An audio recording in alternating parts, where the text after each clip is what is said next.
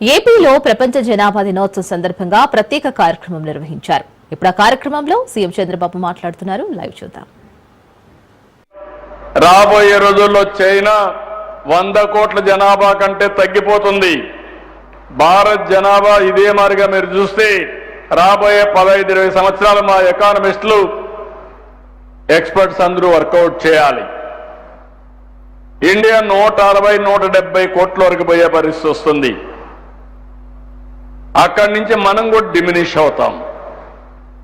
అది తగ్గితే మళ్ళీ మనం చైనా మారిగా ఒక 15-20 సంవత్సరాల్లో జనాభా తగ్గిపోయే పరిస్థితి వస్తుంది. అందుకనే మనందరం కూడా గుర్తుపెట్టుకోవాల్సింది ఈరోజు ఎక్కడికక్కడ మన విధానాల్లో మార్పు తీసుకురావాలి. నేను ఒకప్పుడు ఒక పిలిపిచ్చాను. ఎయిడ్స్ పైన ఎవ్వరూ మాట్లాడేవాళ్ళు కాదు. సమైక్య ఆంధ్రప్రదేశ్లో మొట్టమొదటిసారిగా దేశంలో నేను ఒక కాల్ ఇచ్చాను. Break silence, talk about AIDS అని మాట్లాడి ఆ సైలెన్స్ ని బ్రేక్ చేసి పెద్ద ఎత్తున ఉద్యమాలు చైతన్యాన్ని తీసుకొచ్చాం. దానివల్ల ఆ రోజు నేను చాలాసార్లు చెప్పాను, మీ పిల్లలతో కూడా మీరు మాట్లాడండి, వాళ్ళకు కూడా కౌన్సిల్ చేయండి. ఈరోజు మనందరం కూడా ఎయిడ్స్ అంటే అదొక భూతంగానో మనం మాట్లాడితే కరెక్ట్ కాదని సీక్రెసీ మెయింటైన్ చేస్తే సమాజమే ప్రమాదంలో పడుతుంది. కాబట్టి మాట్లాడాలని అసెంబ్లీలో మాట్లాడి అనేక సార్లు పెద్ద ఎత్తున చర్చ చేస్తే ఎయిడ్స్ ని నియంత్రణ చేయగలిగాం. ఈరోజు నేను ఆలోచించేది ఒకటి, ఈరోజు సౌత్ ఇండియాలో పెద్ద చర్చ జరుగుతూ ఉంది. రేపు రాబోయే రోజుల్లో పార్లమెంట్ సీట్లు పెరుగుతాయి. ఇక్కడ జనాభా తగ్గిపోయింది, దానివల్ల మా సీట్లు కూడా తగ్గిపోతాయి, రిలవెన్సే కోల్పోతామని. కానీ ఇక్కడ ఒక విషయం మనం గుర్తుపెట్టుకోవాలి, ఎక్కడైతే మనుషులు తక్కువ ఉంటారో, ఎక్కడైతే సమర్థవంతంగా పనిచేయలేకపోయినప్పుడు అవసరాల కొద్ది వేరే ప్రాంతాల నుంచి మైగ్రేషన్ వస్తారు. ఈరోజు హైదరాబాద్ ఉంది, అభివృద్ధి జరిగింది, మెరుగైన జీవన ప్రమాణాలు ఉన్నాయి, ఆదాయం బాగుంటుంది. దేశంలో ఉండే వాళ్ళందరూ హైదరాబాద్కి మైగ్రేట్ అవుతున్నారు. ఒకప్పుడు అమెరికా ఉంది, అవకాశాలు మెండుగా ఉన్నాయి, అందుకే ఇండియా నుంచి అమెరికాకి ఎక్కువ వెళ్ళారు. ఎవరైతే నాలెడ్జ్ ఉందో ఆ నాలెడ్జ్ వర్కర్స్ అంతా అమెరికాకు పోయే పరిస్థితి వచ్చింది. ఇది సహజం. ఇంకో పక్కన మన దేశంలో జనాభానే తగ్గిపోతే ఇటీవల నేను చూశాను. ఒకప్పుడు జనాభా జపాన్ అయితే భారతీయుల్ని పెద్దగా ఎంకరేజ్ చేసేవాళ్ళు కాదు. ఇప్పుడు వాళ్లే మన వాళ్ళు కావాలని అడిగే పరిస్థితికి వచ్చారు. నర్సెస్ కానీ డాక్టర్స్ కానీ అదే సమయంలో స్కిల్డ్ లేబర్ కానీ ఇలాంటి అడిగే పరిస్థితికి వస్తున్నారు. ఒక జపానే కాదు, ఇంకో పక్క జర్మనీ కానీ చాలా దేశాలు అడిగే పరిస్థితి వస్తున్నాయి. అయితే ఈరోజు నేను చెప్పింది ఒకప్పుడు నాకు కూడా చాలా సమస్యగా ఉండేది. నేను జనాభా నియంత్రణ చేయాలన్నప్పుడు నాకు సైంటిస్టులు కానీ ఎక్స్పర్ట్స్ కానీ ఒకే మాట చెప్పారు, ఇది అసాధ్యం. మీరు జనాభా నియంత్రణ చేయాలంటే అనేక విషయాలు మీరు కరెక్ట్ చేయాలని చెప్పారు. ఒకటి ఫిమేల్ లిటరసీ, మహిళలందరూ బాగా చదువుకోవాలి. రెండోది పేదరిక నిర్మూలన, మూడోది జనాభా నియంత్రణ. ఈ మూడు కలిసి సాధ్యమని చెప్పారు. నేను ఆ రోజు ఒకే మాట చెప్పాను, ఒక్కొక్కసారి మూడు ఒకటేసారి చేయాలంటే సాధ్యం కాదు. మొట్టమొదటిసారిగా జనాభా నియంత్రణ చేద్దాం, తద్వారా రెండు కూడా పెంచుతామని చెప్పి ముందుకు పోయాం, సక్సెస్ అయ్యాం. ఈరోజు చాలా మంది ఇక్కడికి వచ్చినప్పుడు కొన్ని పాలసీలు ఇచ్చారు, చాలా విషయాలు మాట్లాడారు. న్యూక్లియర్ ఫ్యామిలీస్ వల్ల ఈ సమస్యలు వస్తున్నాయి. ఇంకొక పక్క వచ్చే ఆదాయం తక్కువ ఉంది.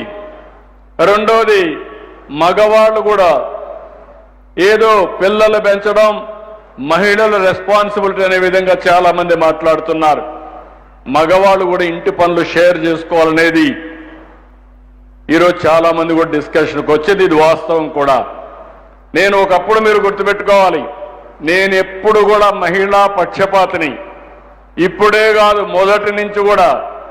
ఒక మాటలో చెప్పాలంటే మహిళలకు న్యాయం చేసిన పార్టీ, మహిళా శక్తిని గుర్తించిన పార్టీ తెలుగుదేశం పార్టీ, నందమూరి తారక రామారావు గారు. ఫస్ట్ టైం ఆస్తిలో సమాన హక్కు తీసుకొచ్చాడు. అంత మునుపు ఆడవాళ్ళకైతే ఆస్తిలో సమాన హక్కు లేదు, పెళ్లి చేసి బయట పంపించేసేవాళ్ళు. రెండో, చదివించేవాళ్ళు కాదు.